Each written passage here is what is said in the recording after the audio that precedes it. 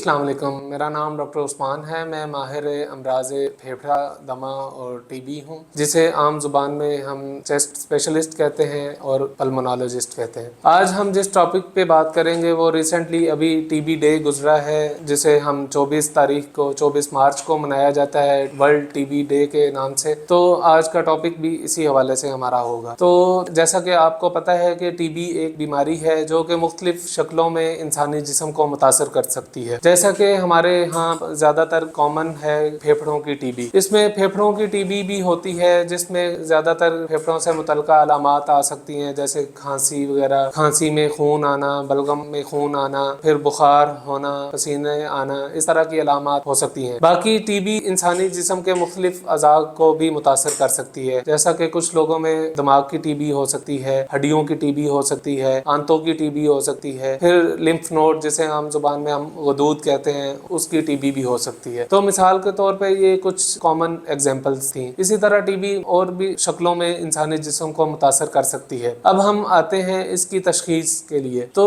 जिस इंसानी जिस्म के हिस्से को टीबी मुतासर करेगी, तशखीस भी उस हिसाब से होती है। जैसे कि अगर हम बात करें फेफड़ों की टीबी की, तो इसमें हम छाती का एक्सरे करवा सकते हैं, कुछ बलगम के टेस्ट करवा सकते हैं जिसमें टीबी के जरासीम को देखा जाए, और कुछ और खून के टेस्ट वगैरह भी मरीज की कंडीशन के मुताबिक हम करवा सकते हैं। अब इसकी ट्रीटमेंट पे हम बात करते हैं। ट्रीटमेंट इसकी पूरा टीबी का कोर्स होता है और ये एक काबिल इलाज चीज़ है। अगर इसे हम टाइम पे तशखीस करें और टाइम पे इलाज स्टार्ट करें तो ये कम्प्लीटली कंट्रोल में आ सकती है। इसका मुख्तलिफ केसेस में 6 महीने से लेके 9 महीने या 12 महीने तक इलाज होता है। आम तौर पर 6 महीने में ही बीमारी काफ़ी हद तक कंट्रोल में आ जाती है। तो इसलिए इसकी दवाइयाँ होती हैं और उसका मुकम्मल कोर्स होता है। अब इसकी रोकथाम के लिए हम कुछ एहतियाती तदाबीर इस्तेमाल कर सकते हैं। मिसाल के तौर पर अगर किसी को फेफड़ों की टीबी है और खांसी होती है, खांसी के साथ ये जो हम ये थूक के ज़र्रे होते हैं उसके ज़रिए से ये एक दूसरे को फैल सकती है। तो इसलिए हम ऐसे मरीज़ को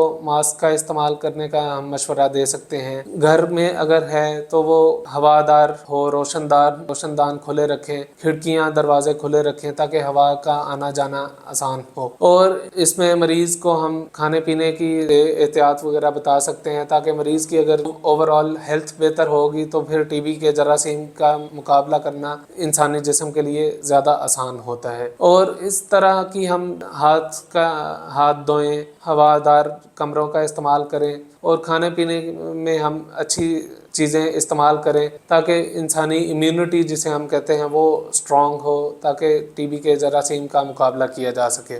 बाकी इंशाल्लाह इसकी तशखीस के लिए आप अपने डॉक्टर से रुजू कर सकते हैं और हुकूमत पाकिस्तान की तरफ से भी टीबी की तशखीस और रोकथाम के लिए मुख्तलिफ प्रोग्राम्स इंट्रोड्यूस करवाए जाते हैं और इसकी जो कोर्स होता है वो भी फ्री ऑफ कॉस्ट अवेलेबल होता है टीबी सेंटर्स में। हमारे पास फौजी फाउंडेशन हॉस्पिटल में भी इसकी सहूलियात मौजूद हैं और टीबी की अद्वियात भी फ्री ऑफ कॉस्ट मौजूद हैं। तो आप इस सूरत हाल में हमारे से भी रब्ता कर सकते हैं। शुक्रिया।